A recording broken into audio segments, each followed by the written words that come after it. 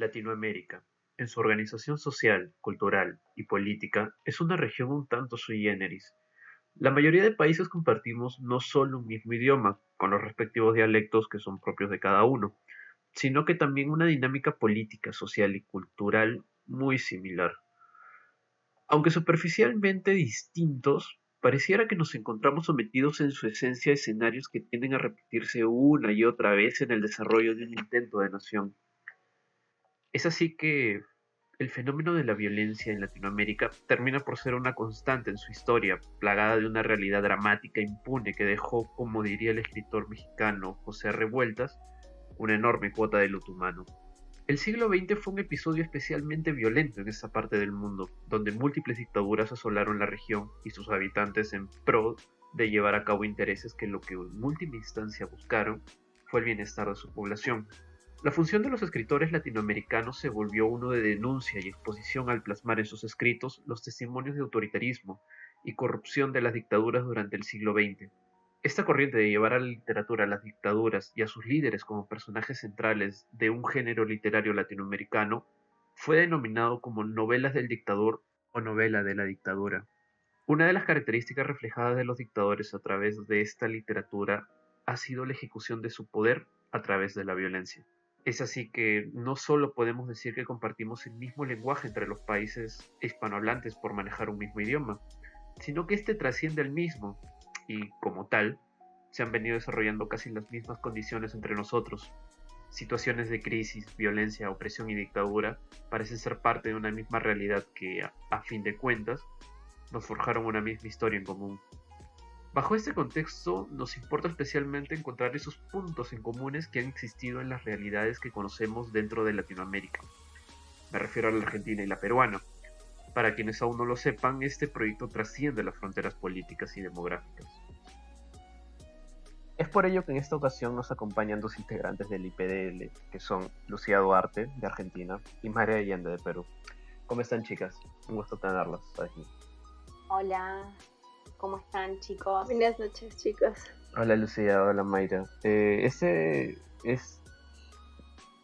tema nos resultó especialmente interesante en función a que, en verdad, entre Perú y Argentina, o sea, no solamente se comparte un mismo idioma, como ya había dicho, y en toda Latinoamérica, en verdad, sino que existen episodios en su historia que parecen ser propios de nosotros, ¿no? Y uno de ellos que habíamos encontrado era el de justamente la dictadura.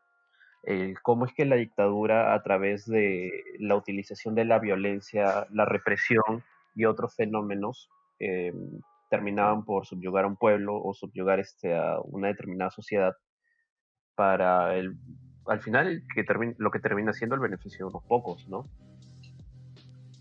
Claro, sí, sí, sí, totalmente. De hecho, también pensábamos cuando planteábamos el tema en el correlato que estos acontecimientos, que estos procesos tenían en la literatura, ¿no? En la literatura regional o concretamente en la literatura de cada uno de los países, en mi caso Argentina, en el de ustedes de Perú.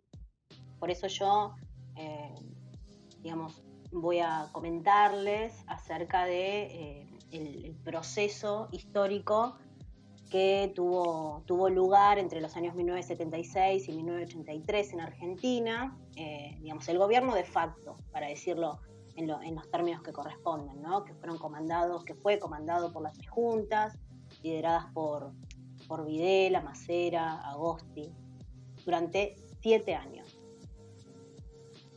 Claro que también me imagino que Argentina fue un episodio especialmente violento durante estas épocas de dictadura, ¿no?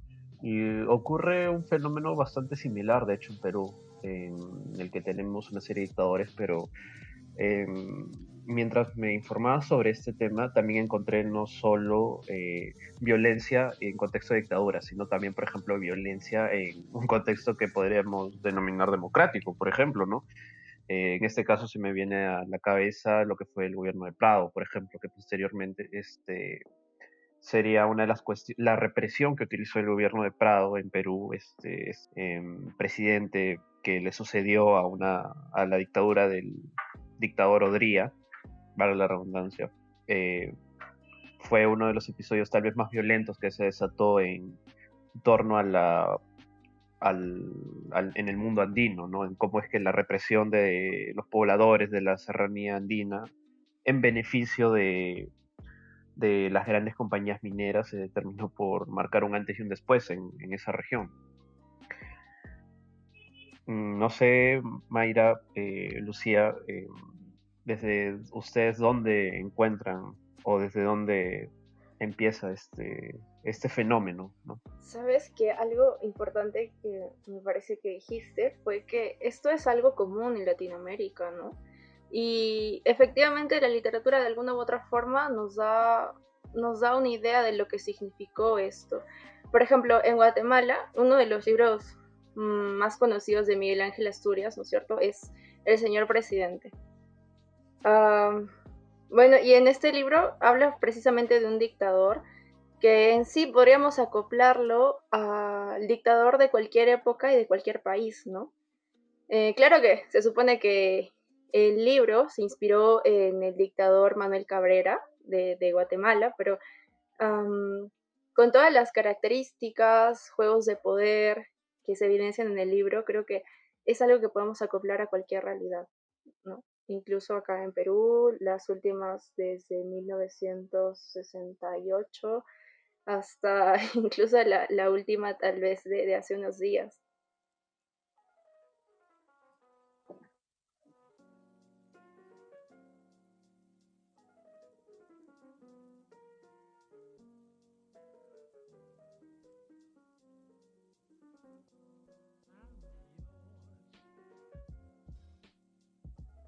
Sí, sí, por supuesto. Primero me gustaría detenerme en la definición, ¿no? Me parece que conceptualizar aquello a lo cual nos vamos a referir me parece necesario, ¿no? Estamos hablando de un gobierno de facto, es decir, un gobierno de hecho, contrario a un gobierno de derecho. O sea, el origen, cómo surgen, cómo se constituyen, no está estipulado por normas legales de un Estado, ni que surjan de la Constitución ni de leyes especiales. Entonces me parece que ya su génesis ya puede determinar, ¿no? Determinadas consecuencias, determinados efectos. Entonces, partiendo del concepto, parece que es necesario pensar, es necesario y evidente pensar que esta ruptura de instituciones políticas trajo indefectiblemente un correlato en diversas manifestaciones humanas, porque nosotros vamos a referirnos a la literatura, pero también bien sabemos que en el arte en general, hablamos de la pintura, de la música, incluso fuera del arte, la academia, la investigación, estas son estructuras, fenómenos que responden generalmente a intereses económicos, ¿no? Económicos que devienen en políticos, pero son principalmente intereses económicos. Bueno, tienen y rompen con instituciones políticas estatales desde ya, que tienen su correlato, insisto, nosotros hablaremos de literatura, pero lo tienen en otras manifestaciones. Entonces, me interesaba también empezar a como conceptualizar de qué estamos hablando, qué es lo que estamos hablando. Bueno, como les comentaba hoy, sí, perdón.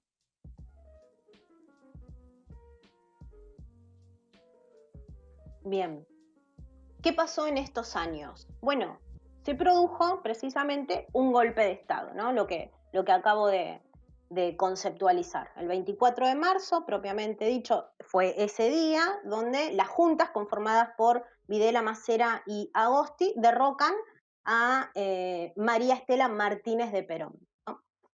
Esta, bueno, es detenida, es trasladada a la provincia de Neuquén y se designa un presidente, lógicamente un presidente de facto, que es en este caso Videla. Y a partir de allí empezamos a ser gobernados por la Armada, el Ejército y la Fuerza Aérea. Tiene algo particular este proceso porque se titularon, se autodenominaron Proceso de Reorganización Nacional. Y esto es interesante pensarlo casi como un eufemismo, ¿no? Porque en realidad estos procesos necesitan esconderse detrás o bajo o debajo estructuras que le den determinada legitimidad, ¿no? Para poder operar principalmente. Pero sabemos que lo que fue y es un golpe militar reaccionario contra la clase obrera, contra la izquierda revolucionaria, que no hubiera podido lograr su cometido sin determinados apoyos. Acá había apoyo de la Iglesia. En fin, bueno, la solución que ellos planteaban era en definitiva una solución genocida, digamos, lo que querían era extirpar cualquier posibilidad revolucionaria. Sí, y justamente volviendo un poco al tema de estas cuestiones de la dictadura, me interesa especialmente conocer el contexto de la literatura argentina justamente durante el contexto de las dictaduras, no tanto durante y después de que éstas se manifestaran. Bien, sí, Sebastián, esta mirada que propones me parece interesante, ¿no? La de dividir la literatura producida durante la dictadura y aquella post-dictadura, ¿no? Bueno, respecto a la literatura durante la dictadura, tenemos que pensar que es una literatura que indefectiblemente está teñida y condicionada por estos mecanismos represivos directos. Estaba pasando en ese momento todo esto que acabamos de mencionar y por lo tanto iba a repercutir de manera directa en la producción literaria. Cuando mencionamos que las fuerzas represivas utilizaban determinados comportamientos institucionales que se adecuaban al cierto tipo de ideal burocrático, decíamos que se adecuaban, por ejemplo, a determinados planes, a numerosas disposiciones, a reglamentaciones, y precisamente lo que hizo en este caso esta dictadura que yo les estoy comentando es la de expedir, por decirlo, por utilizar un término bien jurídico, comunicaciones, ¿no? En el comunicado número 19 del 24 de marzo de 1976, es decir, el mismo día en que asume este gobierno de facto, se dicta esta comunicación, que es básicamente una comunicación de la censura, ¿no? En esta comunicación, la Junta de Comandantes Generales le comunica a la población lo que ha resuelto. Entonces dice que resuelve que se va a reprimir con reclusiones, entonces todavía operaba bastante controversial, al que divulgare, propagare imágenes provenientes y atribuidas a estos grupos que según ellos eran notoriamente dedicados a actividades subversivas y relacionadas al terrorismo, ¿no? También aclaraban que la reclusión iba a ser de 10 años al que difunda o divulgue noticias o imágenes o comunicaciones que tengan que ver con perturbar o desprestigiar las actividades de las Fuerzas Armadas. Es decir, que a través y detrás del velo de cierto mecanismo burocrático se estaba imponiendo una censura. Esto no hay lugar a dudas, ¿no? Hay un informe muy interesante del Ministerio de Justicia y Derechos Humanos de la Nación que fue publicado en 2016 y que recopila datos, documentos y voces que precisamente en esta época, bueno, querían callar, ¿no? En este informe que estuve chequeando, se puede ver, por ejemplo, que lo que se debía hacer en este informe que dicta el ministerio, se determinaba que las publicaciones se debían acercar a una oficina de gobierno, ¿no? Una oficina de gobierno que tenía un personal especializado en autorizar o no esa publicación. Se implementa, en ese caso, lo que se llamó servicio gratuito de lectura previa. Interesante, ¿no? Es decir, se supeditaba a su publicación una previa lectura bajo el velo de servicio gratuito, como si fuese un servicio, ¿no? Por eso digo que estaban legitimados con determinados mecanismos que parecían ser ser legales, ser legítimos. Bien, la Secretaría de Prensa y Difusión lo que hacía era velar, en definitiva, por determinados principios, ¿no? ¿Cuáles eran los principios por los cuales velaban y que le daban fundamento a todas estas manifestaciones? Bueno, el orden, la jerarquía, la responsabilidad, la honestidad y la moral cristiana. Por eso volvemos a que la Iglesia siempre estaba ahí como poder político, religioso sin lugar a duda, pero como poder político interfiriendo, ¿no? Bien, entonces tenemos que esta dictadura abarcó a la cultura en todas sus formas. Tenemos que, por ejemplo, en 1977 surge la figura del asesor literario. ¿Qué era el asesor o qué hacía el asesor literario? Leía los guiones de todos los programas de grabación. Entonces evaluaba si estos correspondían a los valores nacionales, los principios morales que una programación argentina debía comunicar. Increíble, ¿no? Una figura de asesor literario. Increíble. Impuesto por el gobierno. Impuesto por el gobierno. Esto era todo institucionalizado. Por eso digo que bajo el velo de un cierto ideal burocrático e institucional se generan muchas veces prácticas ilegales, ¿no? Esta figura del asesor literario, ¿quién podría deslegitimarlo? Bueno, habría al menos que ponerse a cuestionarlo, ¿no? Claro. Con el mismo objetivo, es decir, el de ordenar, institucionalizar toda la producción cultural y social, se crea lo que se llamó el Plan Nacional de Comunicación Social. Esto fue un año después, en 1978. ¿Qué hacía este Plan Nacional? Lo que hacía era relevar, unificar distintos criterios de censura. Entonces ya no solo abarcaba a los medios de comunicación, sino a todos los ámbitos de la cultura en general. Entonces de esa manera se prohíben obras teatrales, producciones cinematográficas, por nombrarte algunas.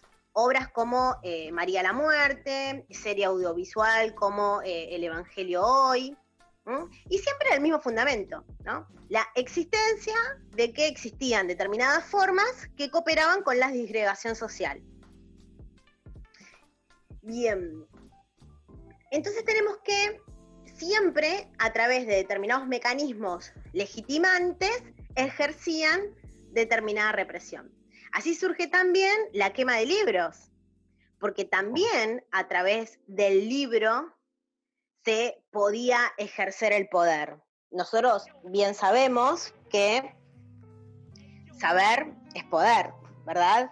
Entonces, mientras podamos manejar y condicionar aquello que la persona podía llegar a leer, era mucho más probable que le estuviésemos ofreciendo un determinado escenario, unas verdades previamente seleccionadas, y que en definitiva lo que iban a hacer era delimitar el saber de esa persona, por ende el poder de accionar de esa persona. Había cuestiones relativas a otros ámbitos, como, bueno, yo escuchaba que Maya hablaba de la música, a nosotros también nos digamos, llegó a ámbitos musicales, como es el tema del tango. En la cuestión del tango surgió algo bastante particular. Siempre se conoció que durante esta época hubo una reglamentación que censuró el lunfardo, la implementación del lenguaje lunfardo en las letras de tango. Entonces siempre se creyó, a lo largo de los años, que hubo una disposición legal que determinó que durante determinado lapso de tiempo, en las letras de tango, el lunfardo estuviese prohibido. La realidad es que después de investigaciones se comprobó que no hubo reglamentación legal alguna. Es decir, concretamente no se corrobora que exista escrito alguno que prohíba al lunfardo en el tango, o sea, a las letras lunfardas en el tango. Entonces, ¿qué es lo que pasa acá? Desde ya, y seguramente que hubo cierta disposición, muy probablemente haya sido una disposición oral, y esa disposición oral haya sido suficiente para generar los efectos y las consecuencias que generó, que se supriman las letras lunfardas o los... Era tal el miedo que se generaba en ese entonces que no era necesario incluso que existiese una reglamentación legal. Era suficiente con que existiese un rumor, una manifestación oral, para que eso surtiera el efecto que estas juntas pretendían tener, ¿no? Entonces, entendemos que respecto a lo que se escribía, se corría cierto riesgo, lógicamente, cierto riesgo de que esto sea censurado, pero además había un riesgo mayor. Quien lo escribía corría riesgo de muerte. Entonces, quienes escribieron durante la dictadura tuvieron que acudir, por ejemplo, a las alegorías, es decir, a través de simbolismos, tratar de decir sin decir. También recurrieron a la elipsis, es decir, no nombraban determinado hecho, determinado suceso, y todos sabíamos que estaba pasando eso, pero no se nombraba. Eso fue justamente lo que pasó en la novela Respiración Artificial de Ricardo Piglia, publicada en 1980, ¿no? Recordemos que la dictadura duró del 76 al 83, en 1980 estábamos en plena dictadura. Entonces, ¿a qué acudía este autor? Bueno, precisamente a estos recursos, ¿no? A determinados simbolismos que hacían pensar que estaba sucediendo determinada cosa sin decirla. Algo similar pasó con literaturas desde el exilio, porque esto también hay que tener en cuenta. Muchos autores se quedaron, pero otros tuvieron que migrar al exilio. Y desde el exilio también escribieron. Escribieron muchos siendo también cuidadosos respecto a esto, porque, bueno, existían familias y amigos que se quedaban acá, por lo tanto, las cosas que se decían también tenían que tener determinado cuidado, ¿no? Entonces tenemos versiones en el exilio como la de Nadie, Nada, Nunca, publicada en 1980, de José Saer. También tenemos Cuarteles de Invierno, de Osvaldo Serrano, en 1982, que remitían un poco a esto que les estoy comentando, ¿no? Bien, y después tenemos el otro enfoque, el enfoque post-dictadura. Pero concretamente, y me quería centrar en esta diferencia, ¿no? Una literatura producida durante el momento dictatorial y una indefectiblemente diferente generada con posterioridad. Claro, y justamente son a través de estos mecanismos justamente que tú habías mencionado, que a veces trata de perpetuarse en el poder un determinado gobierno de facto. Me parece que aquí en Perú también, bueno, no ha ocurrido hasta donde tengo entendido una situación similar, sino más bien ha sido la represión a través de la violencia y tal vez no a través de aparatos sistemáticos, como por ejemplo entrar dentro de lo que es, para llamarlo así, una especie de censura, pero disfrazada tal vez de seguir determinada línea editorial o de establecer un editor seleccionado por el gobierno. Me parece que no se ha llegado hasta esos puntos. Lo que sí, o sea, obviamente hubieron múltiples exilios y hubieron múltiples manifestaciones de violencia contra las personas que eran opositores al régimen. Mayra, tú también creo que has ahondado justamente en esta cuestión de las dictaduras post Velasco, ¿no? Claro, de hecho, antes como comentario, hay algo que no es muy sabido y es que en Perú también se dio eso de la quema de libros, pero no fue durante la dictadura, sino fue en el gobierno de Belaúnde Terry, el primero, en 1967, si no me equivoco. Y lo raro fue que quemaron libros que eran catalogados como comunistas o de autores comunistas o rusos en sí. Y es raro que eso haya sido una política que se dio dentro del gobierno de Belaúnde, porque de hecho existieron incluso algunas normas que dieron pie a que se dé esto, pero ha sido algo negado por el Estado desde ese momento. Y solo para relacionarlo también con literatura, más allá de que tratara o no sobre el comunismo, pues varios autores como García Márquez dieron a conocer su repudio abiertamente, ¿no? Este tipo de Claro, censura que no tenía ningún sentido. claro, justamente, Exacto. Y es algo que, no sé, creo que a veces se olvida para los militantes de Acción Popular. Pero en fin,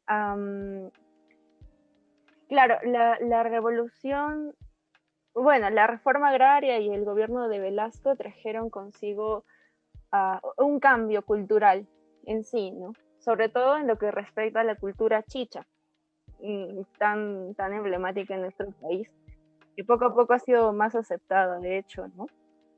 Algo interesante que encontré es que cuando asciende al poder Morales Bermúdez a través de otro golpe de Estado al golpista, fue que hubo también una convulsión social, ¿no? Ya se empezaba a notar la inflación, la desestabilidad económica, entonces salieron los sindicatos en un inicio para reclamar, ¿no?, que se les sube el sueldo, y a su vez se sumó una cantidad bastante importante de la población en este tipo de protestas. Hubo un paro nacional y todo en 1977. Y a causa de esto, y justo algo que se sigue aplicando ahora, ¿no? La selección peruana estaba a punto de clasificar al Mundial en ese entonces. Y Francisco Morales le pide a Augusto Polo Campo que escriba una canción, ¿no? Para algo así como la que ya había escrito antes, para que, digamos, que la gente vuelva a sentir esto del patriotismo y demás, y como que se olvide del descontento que tenían por el gobierno que tenían, ¿no?, en ese momento. Entonces Augusto Polo Campos escribe una canción, y esa es Contigo Perú, que hasta se ha tomado como himno en varias ocasiones. Y, y bueno, se publica en el 78 y pareció que rindió frutos, ¿no? Porque de ahí ya no hubo mayor descontento exteriorizado de la población contra el gobierno de Morales Bermúdez. Y claro, también tuvo que ver que llamó a Asamblea Constituyente, ¿no? Pero es algo que contribuyó, esto de la canción que le ordenó escribir a Polo Campos. Y bueno, de ahí, ¿qué otro gobierno viene? El de Fujimori, ¿no? Como dictadura en sí. Yo hace un tiempo leí un cuento muy lindo, la verdad, es de Pamela Guerrero Mariño, que ganó un concurso de Polemos, que hace un concurso cada año de cuentos jurídicos. Y su cuento se llamaba Soncochay, tú eres la razón. Y en este cuento, bueno, hay muchas cosas que se pueden hablar de la dictadura de Fujimori, ¿no? Pero creo que el conflicto social, o por lo que más se le achaca, es por esto de las esterilizaciones forzadas. Entonces, en este cuento de Pamela Guerrero, digamos que relata cómo a la madre de una chica intentaron esterilizarla y cómo ella vio lo que le sucedía a otras mujeres, lo que sí se concretaba en otras mujeres que por suerte no le pasó a ella, ¿no? Y la verdad es que es un muy buen cuento. A mí me ha hecho llorar yo lloro por todo a veces, pero sí, me causó melancolía. Y es importante saber también qué hubo detrás de esto de las esterilizaciones forzadas, ¿no? Por ejemplo, o sea, este cuento es como que una muy buena introducción al tema, porque te hace tener muchísima más curiosidad de lo que pasó en el trasfondo. Y bueno, curiosamente, todo esto de las esterilizaciones forzadas estaba amparado por algo que llamó Fujimori como el Proyecto Nacional de Salud Reproductiva y Planificación Familiar, y que consistía en que se daban ligaduras de trompas y vasectomías a diestra y siniestra sin conocimiento de las personas a las cuales se aplicaba estos métodos, y se aplicaba sobre todo en personas pobres, ¿no? La consigna era no se elimina la pobreza, sino eliminar al pobre. Esa era la consigna. Y mucho tuvo que ver acá, no solo Fujimori, sino que tuvo una presión detrás. ¿Presión de quiénes? De organizaciones internacionales como la USAID, como la UNFPA, que es parte de la ONU, que es totalmente indignante, ¿no? Y también Nippon Foundation, que es de Japón. Que esto tuvo menos incidencia, pero las otras sí tuvieron mucho que ver. De hecho, financiaron, se encargaron de la capacitación y demás, y había una suerte de bonificación a aquellos médicos que cumplían con una cuota de esterilizaciones en cierto tiempo. Y bueno, a causa de esto, sí, surge este cuento que les digo, que es Soncocha, tú eres la razón. Y aparte hay muchísimas canciones en contra de Fujimori. Por ejemplo, hay un grupo que se llama Sonido de la Resistencia, que compuso una canción que se llama Culpable, ¿no? Que habla de todas las cosas que hizo Fujimori durante sus 10 años de gobierno, todos los abusos, vulneración de derechos humanos que hubo durante ese tiempo. Y bueno, una expresión más de lo brutal que fue la dictadura de Fujimori, ¿no? En nuestro país. Sí, sí, por supuesto. Fue un episodio muy, muy oscuro para la historia del país y que se volvieron a repetir nuevamente formas de abuso hacia el poblador andino, el poblador rural, ¿no? Una de las cuestiones que tú habías mencionado justamente de la quema de libros por parte de el gobierno de Belaúnde Terry, en este marco, ¿no? De supuesta constitucionalidad, de democracia, de Estado de Derecho, se me vino a la cabeza también un episodio que creo que es bastante importante en la historia del Perú, que fue la llamada Guerra Silenciosa, como la llamó Manuel Escorza. Eh, Justamente esta guerra silenciosa que se da durante el gobierno de Prado. A ver, para ponernos en contexto, ocurrió de que en busca de obtener mayores beneficios de la tierra y buscar otras maneras de producción y de obtener riqueza, porque recordemos de que hasta mediados del siglo XX el Perú seguía siendo un país que apoyaba mucho su economía en lo que es la agricultura. Justamente en la sierra peruana es de que se empiezan a dar en concesión a determinadas mineras extranjeras, ¿no? Básicamente se adoptó esta política, una política más imperialista, ¿no? En la que eran ya las grandes transnacionales las que empezaron a oprimir a las clases, a la población más vulnerable, en especial al poblador rural de la serranía peruana. Es en este contexto que surge la guerra silenciosa, y Scorza le llama así la guerra silenciosa porque prácticamente fue una guerra totalmente injusta, una guerra entre los pobladores de la serranía y el gobierno. El gobierno, obviamente, en defensa de estas grandes mineras, en especial la Cerro de Pasco Corporation, que el Scorza se centró mucho en denunciar a través de su narrativa estas cuestiones que si te fijabas en los recortes periodísticos de la época, poco o nada se decía al respecto, ¿no?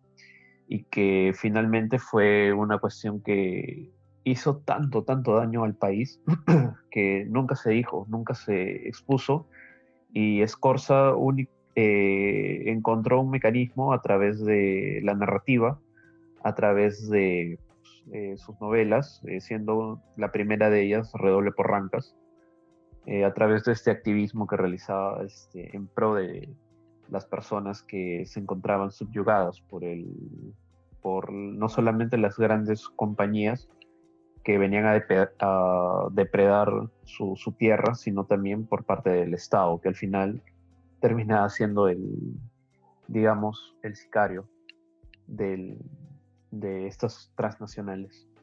Claro, y ahora, no sé, se me viene a la mente que cuánta razón tenías cuando estábamos proponiendo temas para tratar en el podcast y al final, por un comentario X que dijiste que esto de los gobiernos de facto tiene mucho que ver con el movimiento indigenista, porque son siempre los indígenas, los campesinos, que terminan siendo los más afectados por los gobiernos de facto, sí, pero en general por cualquier gobierno, ¿no? Siempre son los más vulnerados y los olvidados, de hecho. Incluso también pienso que existe otro punto de conexión respecto al indigenismo de los gobiernos de facto y que tiene que ver con la evolución jurídica a lo largo del tiempo. Quiero decir, nosotros tenemos que existe una literatura durante la dictadura y una literatura post-dictadura. ¿Qué posibilita que la literatura durante y post-dictadura sea diferente? Bueno, sin lugar a dudas, el paso del tiempo, claro, pero eso es casi un acontecimiento fatal. Ahora, el acontecimiento que acompaña a estos cambios es indefectiblemente los procesos jurídicos y los logros jurídicos. Quiero decir, si nos hubiésemos quedado con la literatura durante la dictadura, nos hubiéramos quedado con el testimonio, con la denuncia. Entonces, tener una literatura post-dictadura nos permite poder hablar de esos hechos en virtud y como consecuencia de todo lo que ha surgido a nivel jurisprudencial, jurídico, social, político. En mi país, por ejemplo, han habido innumerables leyes que hacen referencia a esta época. Por ejemplo, aquellas relativas a la identidad de los cuerpos, respecto a los juicios de los represores, a reparaciones en lo posible, en lo que se ha podido. Todo ello, sin duda, que repercute en la literatura que se pueda generar y producir posterior a el proceso dictatorial.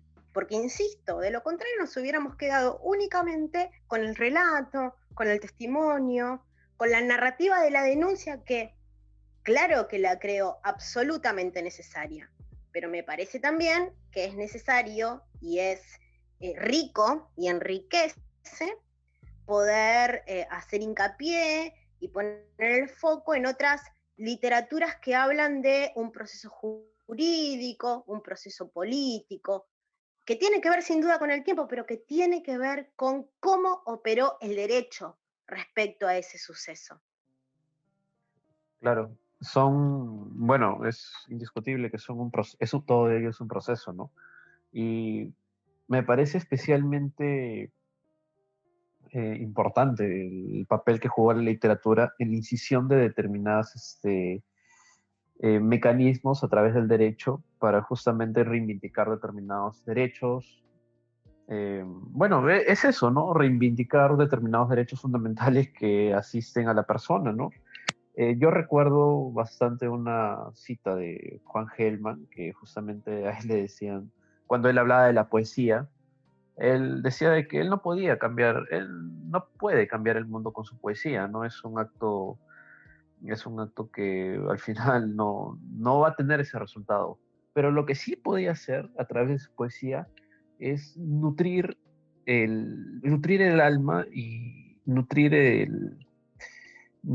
de estas cuestiones tan sensibles y tan necesarias a la persona que eventualmente podrá cambiar el mundo, ¿no? Y yo creo que ese es especialmente uno de los labores de la literatura, de la poesía, que a través de su lenguaje eh, sustentar y apoyar eh, la creación de una conciencia social y la creación de establecer un determinado escenario, un determinado contexto que al final termina siendo trágico, ¿no? Y eso es un poco lo que habla Manuel Escorza. Manuel Escorza en una entrevista justamente mencionó de que él, más que escribir una denuncia social, él básicamente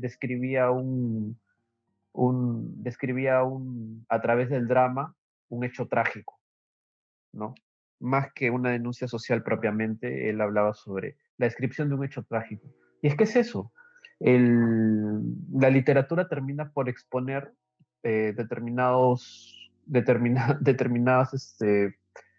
contextos, determinados escenarios, en donde muchas veces el derecho o la coyuntura no nos permite ingresar o no nos permite observar, porque, vale, el derecho es necesario, pero a veces el derecho se ensimisma se siente ensimismado con abstracciones que esta misma construye. Era un poco, por ejemplo, lo que hablábamos sobre la propiedad. En ese momento, cómo puedes reconocer las tierras de los campesinos si es que tu concepción de propiedad está ligada a un pensamiento hacia una tendencia eurocentrista, ¿no?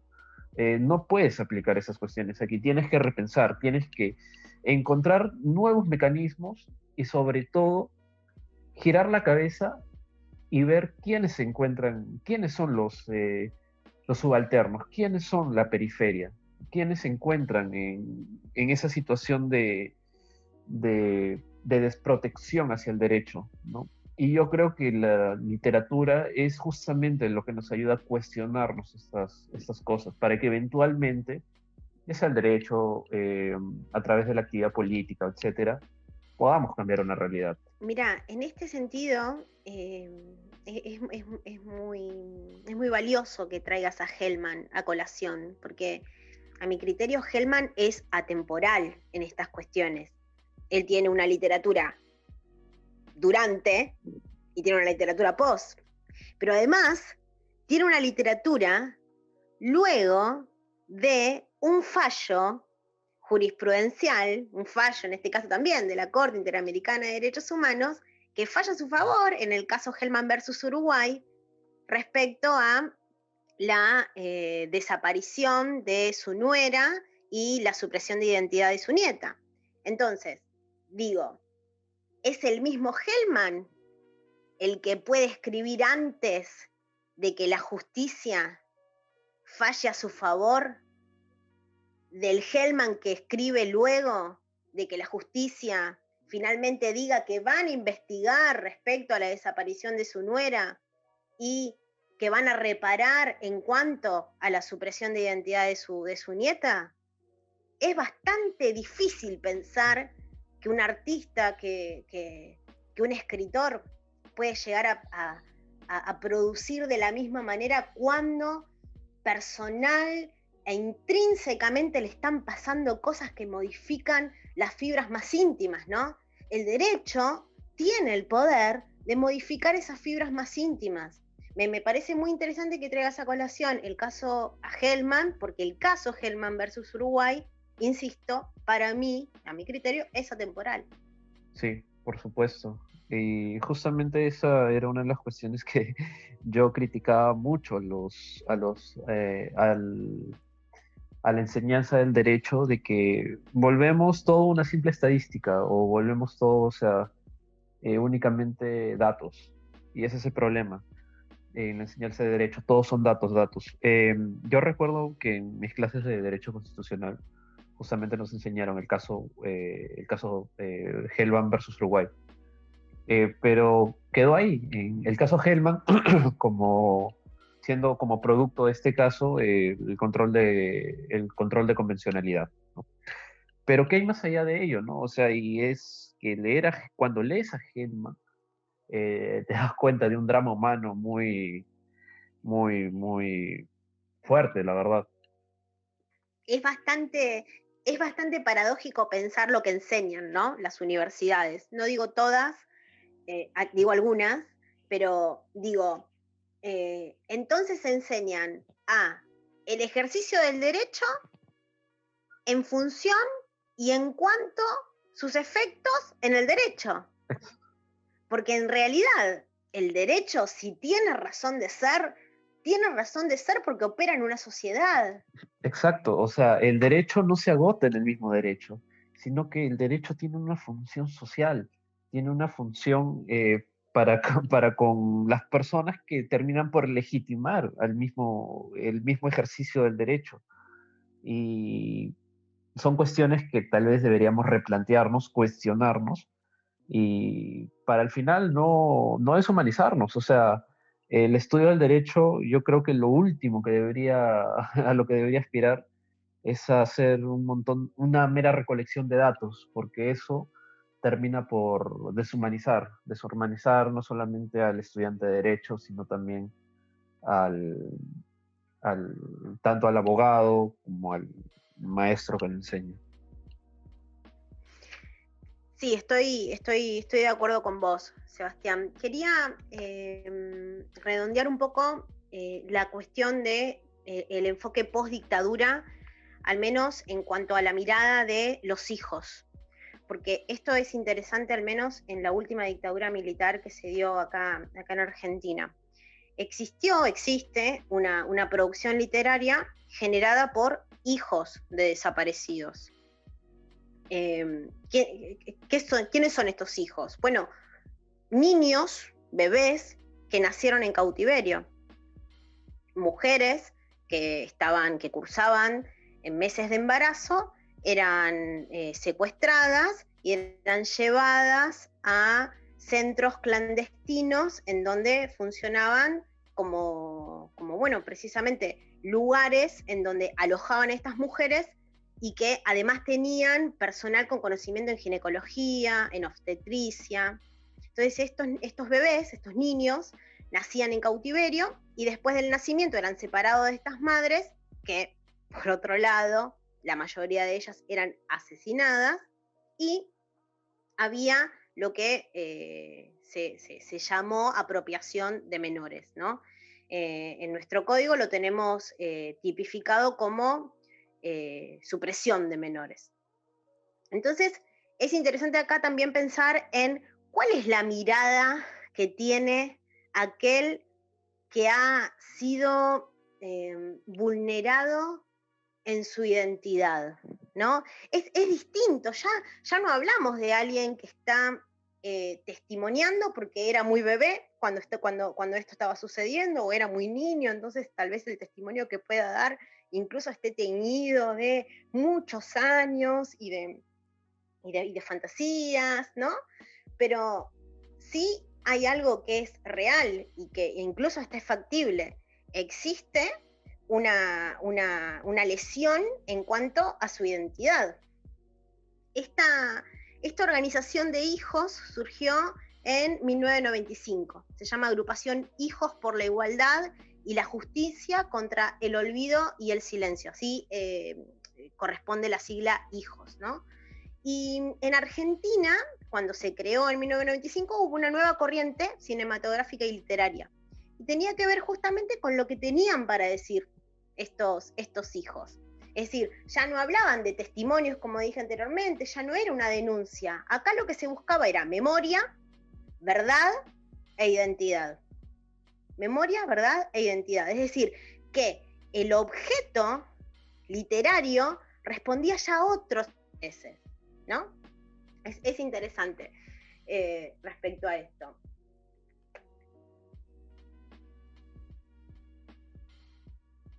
Concretamente, por ejemplo, para darte un ejemplo, tenemos una novela escrita por una hija que se llama Laura Alcoba. La novela se llama La Casa de los Conejos. Laura Alcoba, bueno, nació en la ciudad de La Plata en 1968. Los padres, su madre y su padre, eran militantes del grupo Montoneros, y cuando estalla la dictadura en Argentina, Laura y su madre se esconden en una casa que tenía como fachada la venta de conejos, pero en realidad lo que hacían era imprimir el periódico clandestino Evita Perón. Bueno, finalmente para redondearte, antes de que los militares finalmente encuentren su refugio, ellas logran escapar y se exilian en Francia, y bueno, allí vive prácticamente toda su infancia, adolescencia y parte de su juventud. A los 30 vuelve a La Plata, esta chica, Laura Alcoba, y empieza a escribir. Claro, lo que tiene para escribir es indefectiblemente diferente a lo que hubiera escrito alguien que estaba viviendo durante la dictadura. Lo que no conocía era su identidad, era lo que estaba pasando. Hay una investigadora, Margarita Saona, que habla un poco sobre lo que pasa en la cuestión de la identidad, ¿no? Ella decía que acá la historia estaba atravesada por la memoria, por el recuerdo, y que los hijos en realidad se encontraban con una filiación que había sido falsificada, con una ruptura generacional que hacía, no sé si imposible, pero al menos difícil formar la identidad de estos chicos. ¿Por qué? Porque ¿qué determina nuestra identidad? Desde ya nuestros lazos familiares. Bueno, estos lazos familiares, ¿qué van a determinar? Nuestra posición y nuestra participación como sujetos en la sociedad. Entonces, ser blanco, ser indio, ser judío, ser hombre, ser mujer, ser heterosexual, homosexual, no es lo mismo. Por lo tanto, no saber cuál es tu familia de origen es de alguna manera no saber cuál es tu posición y tu participación en la sociedad. De allí que el delito y de nuevo el derecho, ¿no? Acá como actor primario, es importante.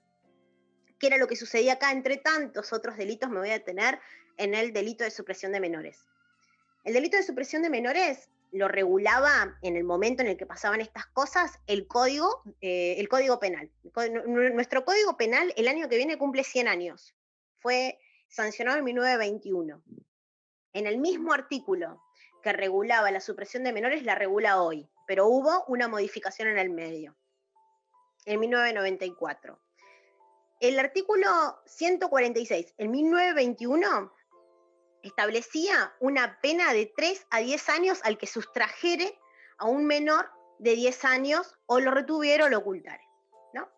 Pero esta pena, luego de la dictadura militar, insisto, en 1994, eleva este monto de 5 a 15 años, ¿no? Es decir, que ya hay una idea jurídica de pensar en cierta gravedad del hecho, ¿no? Agrava el monto de la pena, eleva, el monto de la pena. Entonces tenemos un artículo 146 antes y después de la dictadura. Y también otra cuestión interesante respecto al delito de supresión de menores es la discusión respecto al bien jurídico protegido, ¿no? Es decir, aquello por lo cual el Estado va a velar. Había distintas posturas, incluso posturas bastante contrarias. Uno decía, bueno, acá lo que se está velando es la patria potestad del padre y de la madre. Y otra posición decía, no, En realidad, acá el bien jurídico protegido es la libertad individual de ese bebé, de ese niño. Bueno, finalmente, para resumir, la discusión se resuelve cuando vemos ubicado al artículo 146 de nuestro código, y la postura a favor es que el bien jurídico a proteger es la libertad individual. Entonces, hay un filósofo acá en Argentina, un maestro que se llama Juan Pablo Feynman, que dice: ¿cómo se puede escribir la propia historia si no se tiene ni nombre ni memoria? Entonces es un poco esto, ¿no? ¿Cómo podemos saber lo que podemos exigir si no sabemos lo que el derecho está penando? Entonces es interesante, si sabemos que el derecho está penando mi libertad individual, entonces yo sé que voy a ir a exigir eso, voy a ir a exigir esa libertad individual que me ha sido lesionada, que me ha sido velada. Entonces, de nuevo, y vuelvo a una idea que ya mencioné antes, ¿no? La ley, el derecho, intentan de alguna manera ayudar a este proceso de identidad, ¿no? Y porque si no, nos hubiéramos quedado solo con velar por la patria potestad de los padres y las madres, algo que, aclaro, hoy ya no existe. Pero en el momento en el que se daba esta discusión, estamos hablando de alrededor del 1990, sí, existía todavía lo que se denominaba patria potestad. Hoy ya no, pero en ese entonces era una discusión viable. Entonces, a través de normas, a través de modificaciones que tienen que ver con procesos históricos y políticos, pueden determinar la posición que uno adquiere ante determinada situación personal. Por ende, y sin lugar a dudas, ante determinada producción literaria. Pues sí, me parece una observación bastante interesante la que haces, y es un episodio que, por ejemplo, del que yo no tenía conocimiento, y me parece sumamente necesario su exposición. Me ha parecido genial. Mayra, no sé si es que tal vez tengas algo más que agregar. Claro, la literatura en sí nos ayuda de alguna u otra forma a lo que habían mencionado antes ustedes dos, de esto de la deshumanización del derecho mismo. Pese a que estamos en el auge de los derechos humanos, vemos un derecho deshumanizado por quienes lo ejercen, por quienes lo estudian, por quienes nos lo enseñan y por quienes lo aplican. Entonces, no solo la literatura, sino el arte en general, las expresiones culturales, de alguna u otra forma van a ayudar a que el derecho retome las riendas, por así decirlo, ¿no? De que se humanice, de que sirva a quienes somos sujetos de derecho. Yo sí quisiera, bueno, más allá de las similitudes culturales, lingüísticas que existen en la región, sí me parece especialmente preocupante la repetición de determinados escenarios y determinados contextos que terminan por oprimir, terminan por causar un perjuicio hacia la población, ¿no? Pero que sin embargo a veces nos permiten, bueno, detrás de todo este escenario oscuro, también nos permite llevar a cabo determinadas luchas, llevar a cabo determinadas cuestiones que tal vez en otro contexto hubiera sido difícil, imposible observar, ¿no? Justamente lo que habíamos mencionado hace un rato sobre el indigenismo, ¿no? De cómo es que nace o tiene una de sus fuentes. Se encuentra, por ejemplo, con Mariátegui, que es uno de sus antecedentes más directos, ¿no? Cuando hablaba sobre de denunciar la opresión indígena, ¿no? A través de la narrativa, en el caso del indigenismo. Y cómo es que se termina representando una oposición, una resistencia hacia el mismo poder, ¿no? Desde la literatura, por supuesto. Y yo creo que eso es lo más importante, ¿no? Entender, como decía Foucault, que donde hay poder hay resistencia. Bueno, creo que esa es una de las cuestiones que quedaron pendientes para cerrar, ¿no? No sé tú, Lucía, si es que hay alguna otra cuestión que creas que sea necesario cerrar.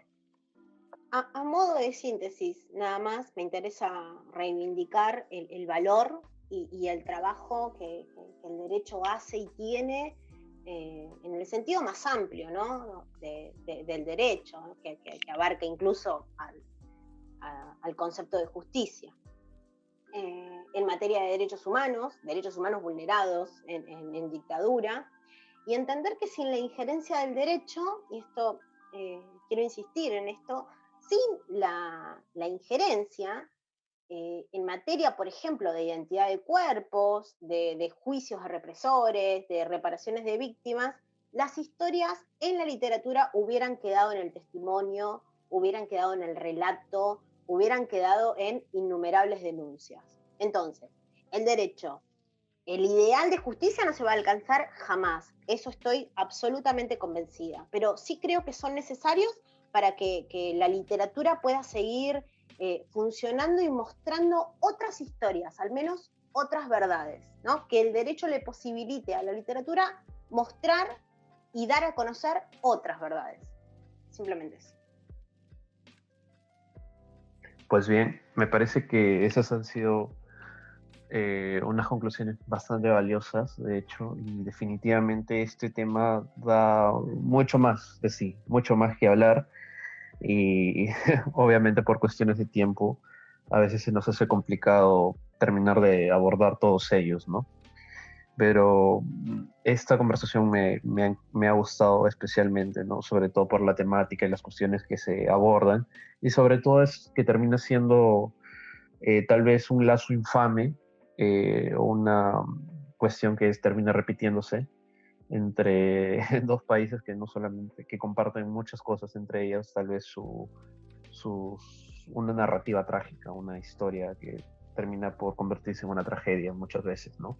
Pero que a su vez termina por buscar un determinado sentido de justicia para con su propia población, para con su propia gente. Mayra, Lucía, muchísimas gracias por haber participado en este podcast. Espero que próximamente volver a tenerlas y creo que eso es todo por ahora. Muchas gracias. Gracias, chicos. Un placer. Muchas gracias a los dos, a Sebastián, a Mayra, aprendo mucho de ustedes, un gusto.